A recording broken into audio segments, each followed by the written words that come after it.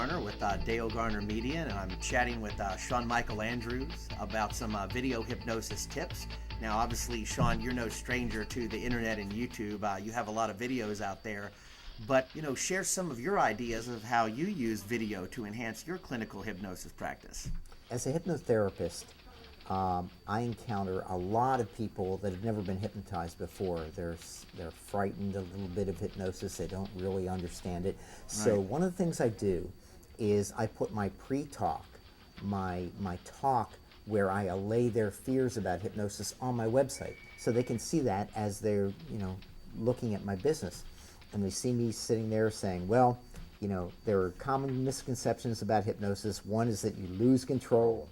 And of course, we know there's no loss of control in hypnosis. And in your video, you're telling them that. You're explaining that to them. So you say, there is no loss of control. You'd never do anything in hypnosis that you wouldn't normally do. Another is that you would tell secrets. You won't tell secrets in hypnosis. And so you allay that fear. And the third common misconception about hypnosis is that somebody could get stuck in hypnosis. We know that's impossible, but you want to allay that fear.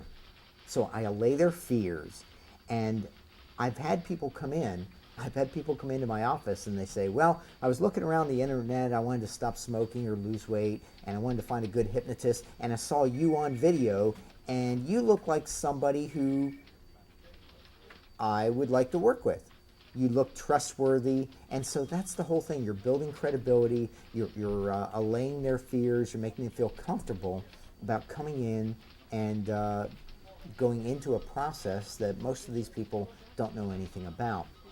So for hypnotherapists, I think it's extremely important for them to have a video clip of them on their webpage, because then people get to know them and feel more comfortable with them and feel more comfortable about using their business. So Dale, do you have any ideas on how a shot like that ought to be set up? Good question, and I think that just putting up the camera on the tripod and framing it correctly, keeping the camera framed right here to the top of your head is always good. Don't put too much space between the top of your head and the top of that frame. Smile, clean up and look good, I guess you could say, and give a good pre-talk. And that's important. Yeah, that's it is extremely important, because now I'm not dressed for therapy.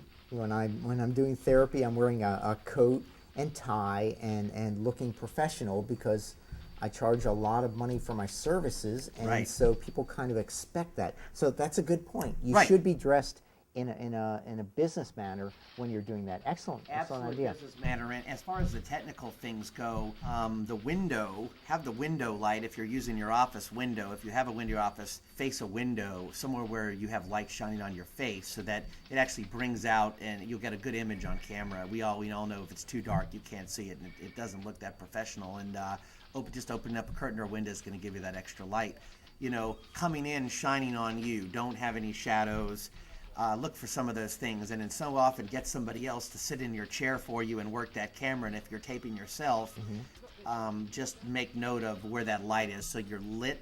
And like I said, the headroom here, even in our shots, I see a lot of the hypnotists put videos up where they have all this space between their head, and it sometimes makes them shorter, and it makes them look smaller, and you want to fill the whole frame up with yourself, a nice tie, and look professional if you're a male, and of course a female. Of course, we know all that, but yeah, speak loudly and clearly and comfortably. And I think that we sometimes put our laptops up, when you and I work together, kind of as a teleprompter there, as a poor man's teleprompter, so that we can read our notes to keep on track, so we don't have to do too much editing. I think that's the real key if you're doing this on your own. Another thing that I think is really valuable is to have a kind of sample hypnosis session, maybe where you show you greeting your client, escorting her to the chair, and you're sitting there and calmly talking to her and that sort of thing, so they see what a hypnosis session looks like, because very few people who come to see a hypnotist have ever been hypnotized, so they wonder what goes on. Well, Sean, you certainly have no problem getting people to volunteer to be in your videos and get hypnotized. I totally think that doing a little mock hypnosis session, a little mock clinical session, showing somebody maybe an induction or just doing a pre-talk as well, kind of would paint a good picture for someone that's looking to come into the office and use hypnotherapy. So yeah, that's a great idea.